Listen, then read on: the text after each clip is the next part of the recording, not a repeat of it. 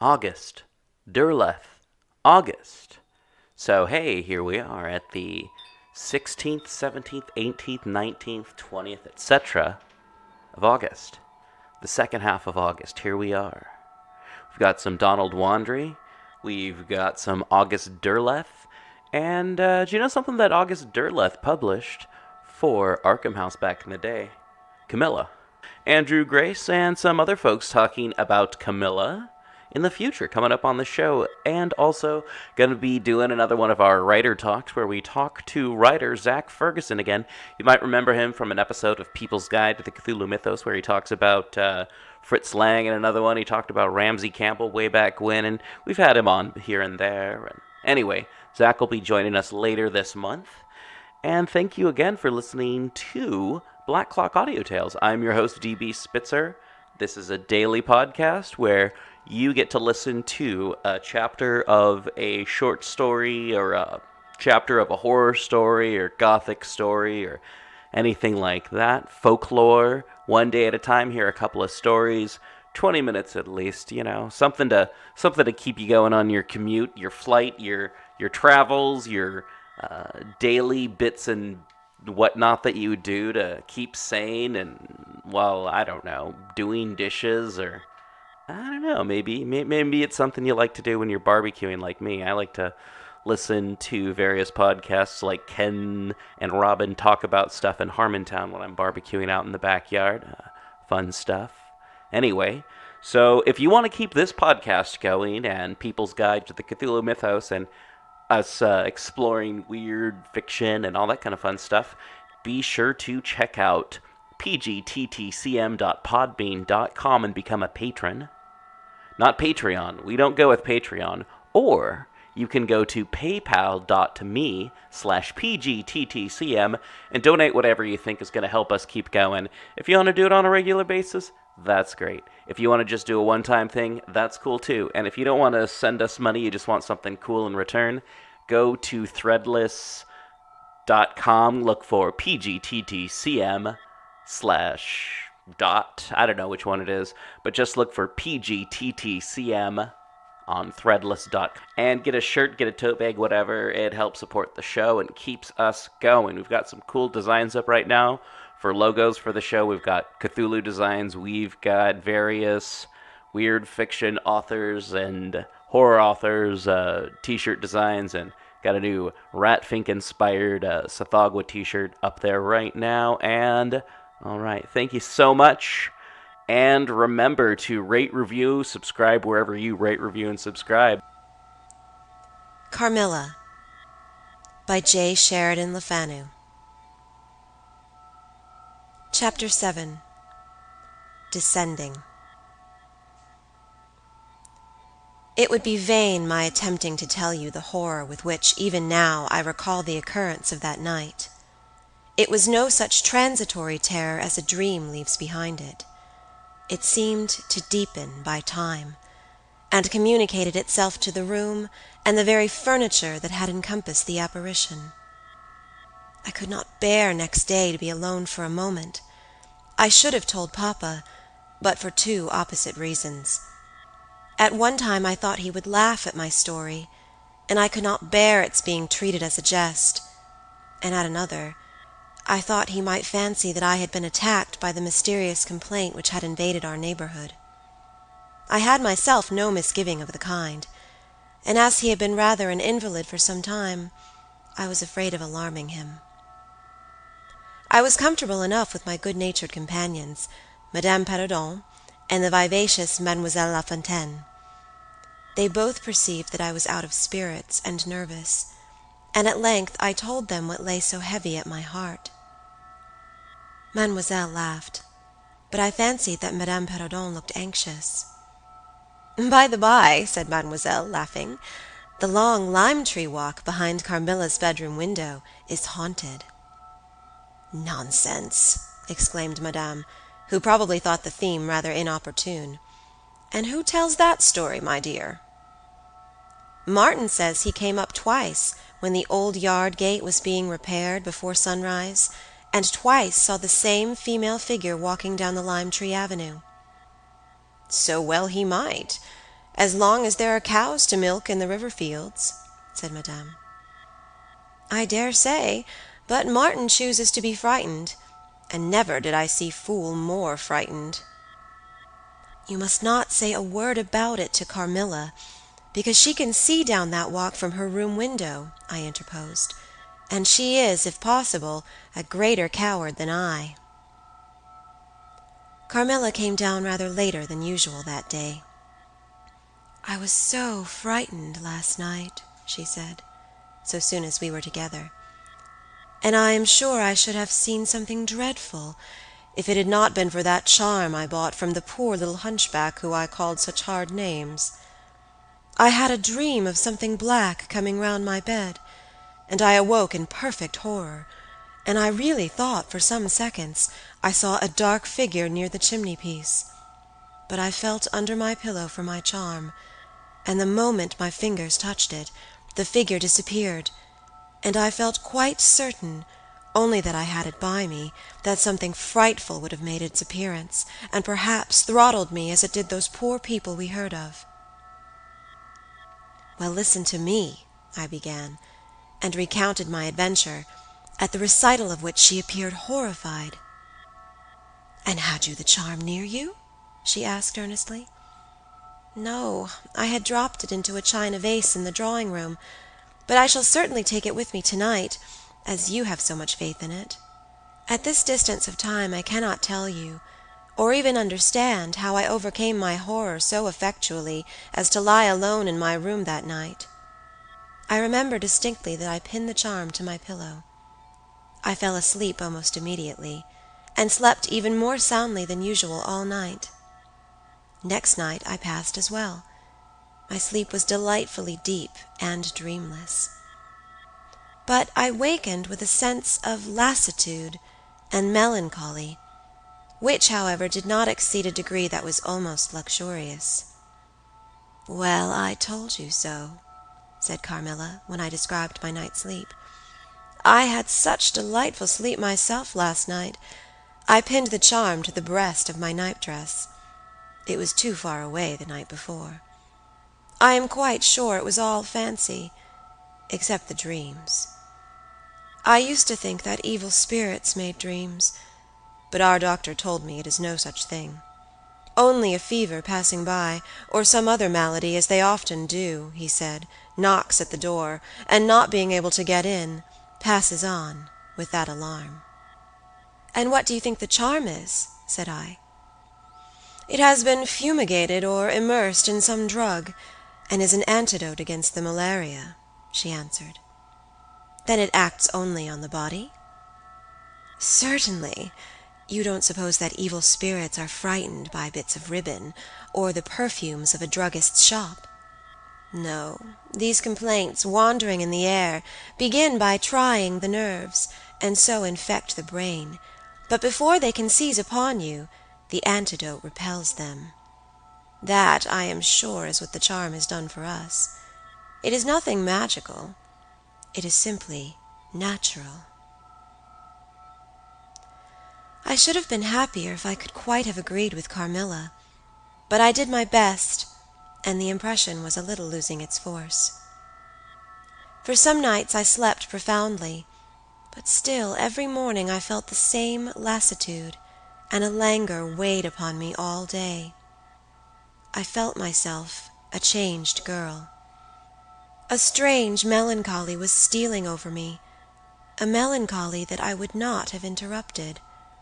Dim thoughts of death began to open, and an idea that I was slowly sinking took gentle, and somehow not unwelcome possession of me. If it was sad, the tone of mind which this induced was also sweet. Whatever it might be, my soul acquiesced in it. I would not admit that I was ill. I would not consent to tell my papa, or to have the doctor sent for. Carmilla became more devoted to me than ever, and her strange paroxysms of languid adoration more frequent. She used to gloat on me with increasing ardor, the more my strength and spirits waned. This always shocked me, like a momentary glare of insanity. Without knowing it, I was now in a pretty advanced stage of the strangest illness under which mortal ever suffered. There was an unaccountable fascination in its earlier symptoms that more than reconciled me to the incapacitating effect of that stage of the malady. This fascination increased for a time, until it reached a certain point, when gradually a sense of the horrible mingled itself with it, deepening, as you shall hear, until it discolored and perverted the whole state of my life. The first change I experienced was rather agreeable. It was very near the turning point from which began the descent of Avernus. Certain vague and strange sensations visited me in my sleep. The prevailing one was of that pleasant, peculiar, cold thrill which we feel in bathing, when we move against the current of a river. This was soon accompanied by dreams that seemed interminable, and were so vague that I could never recollect their scenery and persons, or any one connected portion of their action.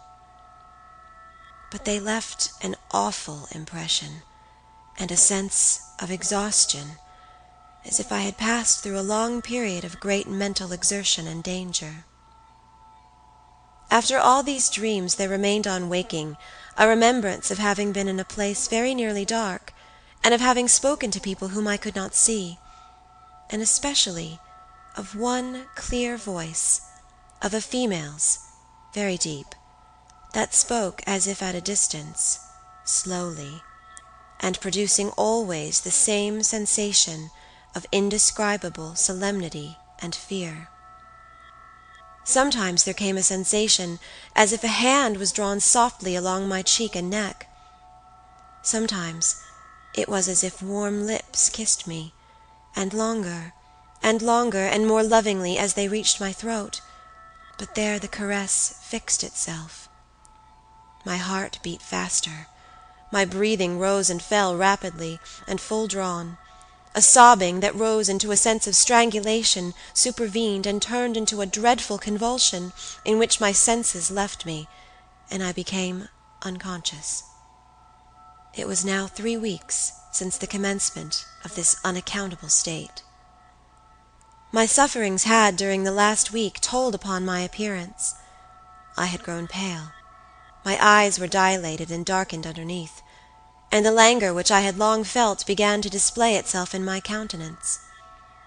My father asked me often whether I was ill, but with an obstinacy which now seems to me unaccountable, I persisted in assuring him that I was quite well.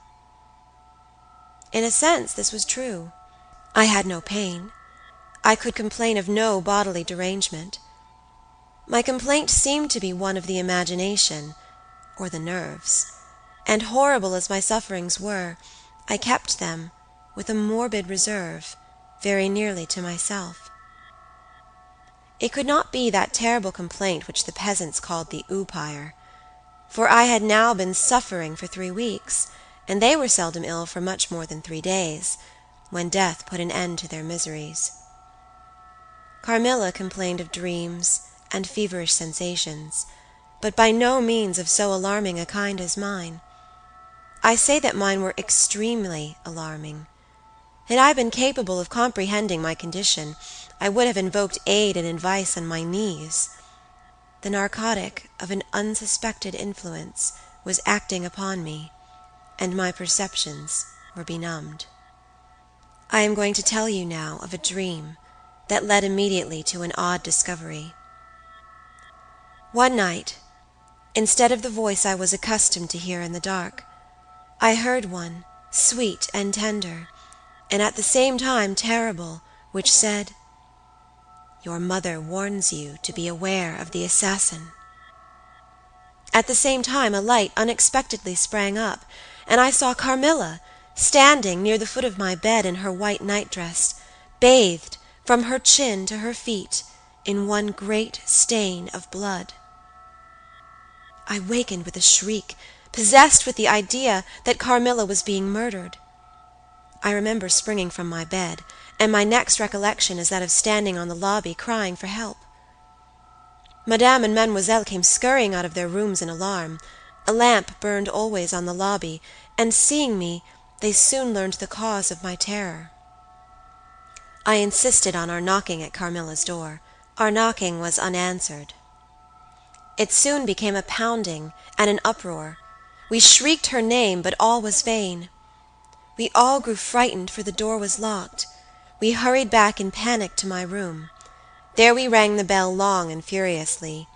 If my father's room had been at that side of the house, we would have called him up at once to our aid.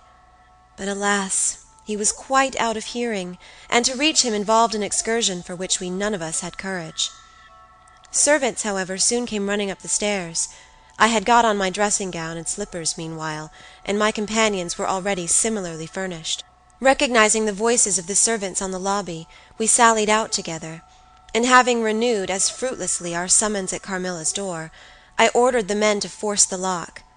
They did so, and we stood, holding our lights aloft in the doorway, and so stared into the room. We called her by name, but there was still no reply. We looked round the room. Everything was undisturbed. It was exactly in the state in which I had left it on bidding her good night. But Carmilla was gone.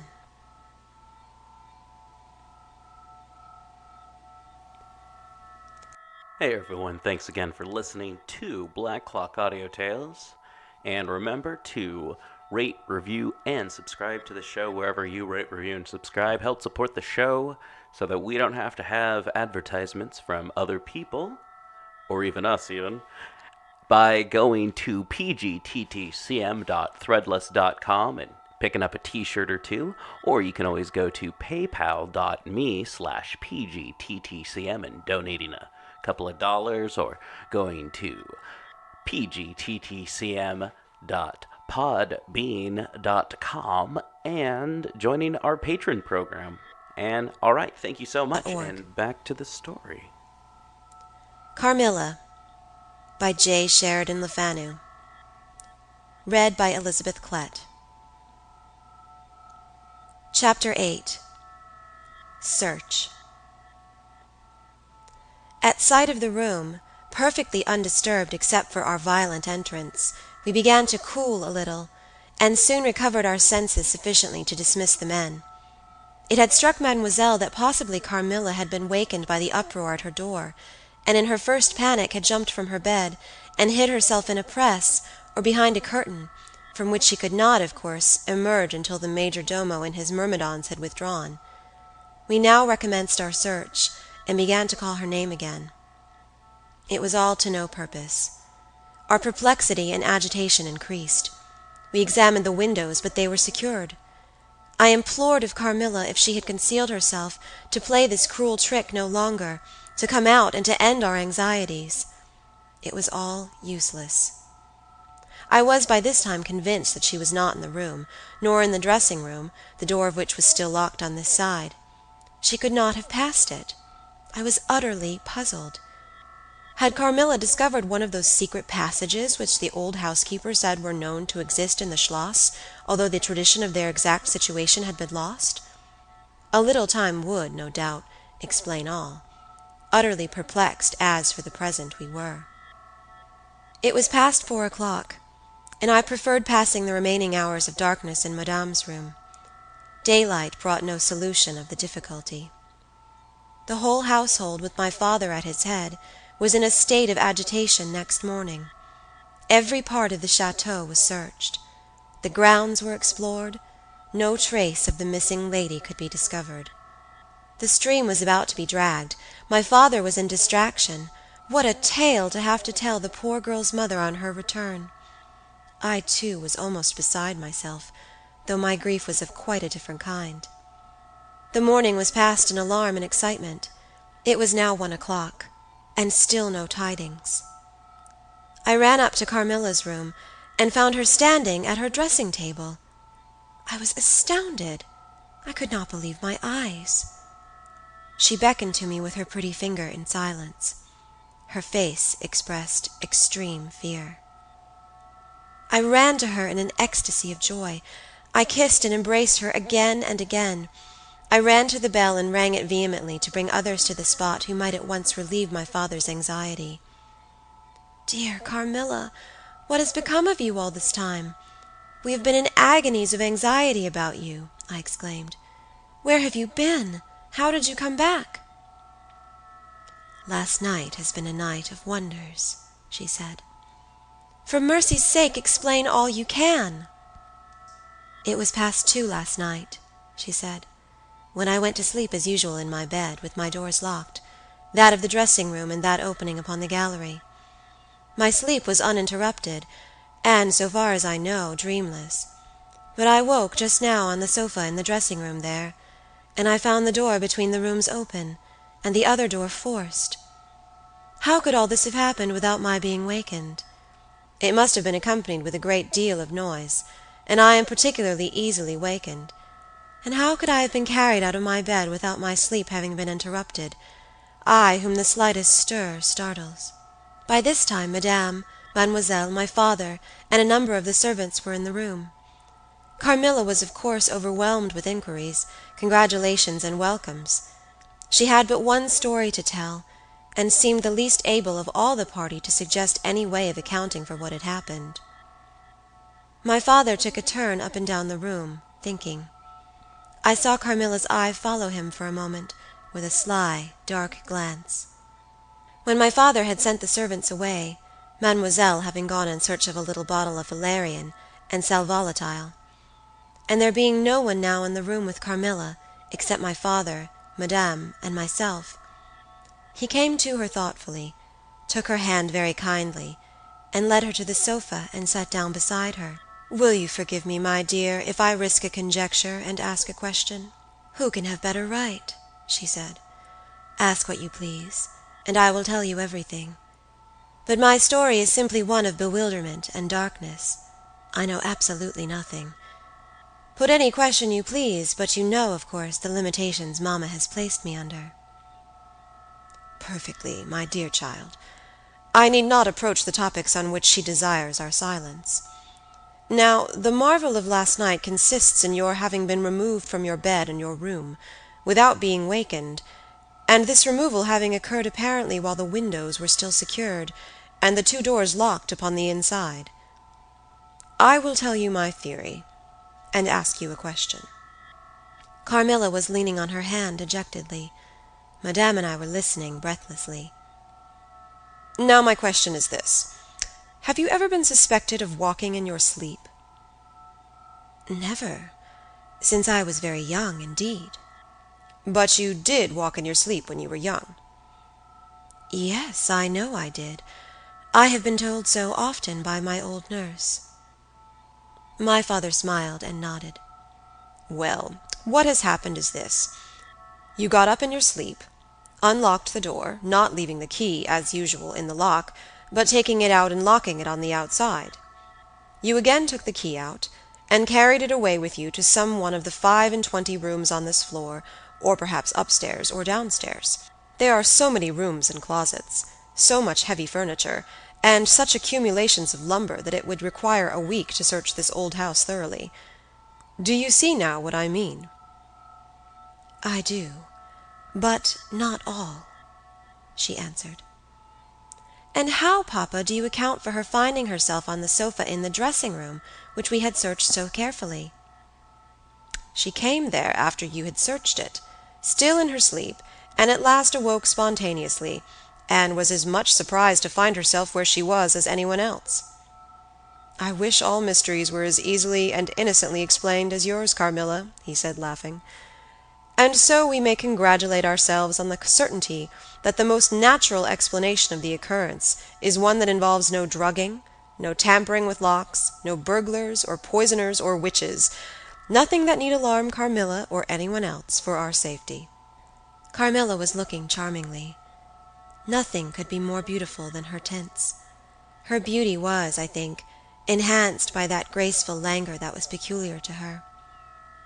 I think my father was silently contrasting her looks with mine, for he said, "I wish my poor Laura was looking more like herself," and he sighed. So our alarms were happily ended, and Carmilla restored to her friends. Thanks again for listening, everyone. I've been your host, D.B. Spitzer, and music by Well, me this time around, the chimes, that's like audio that I picked up in my backyard and just incorporated, and hey, and I like it. Anyway, yeah, so thank you for listening. Join us tomorrow when we have more of this. So it's either another story or a chapter of Camilla or a couple chapters of Camilla, or it's someone talking about Camilla. Maybe it's writer Zach Ferguson. Who knows? All right, this is August Derleth August. And thank you so much. This is People's Guide to the Cthulhu Mythos. I mean, Black Clock Audio Tales. People's Guide to the Cthulhu Mythos is our Cthulhu themed show that happens the last Tuesday of the month. And all right, thank you so much. And thank you for listening. Tell your friends about it and help us grow the show. All right, thank you so much. Have a good day.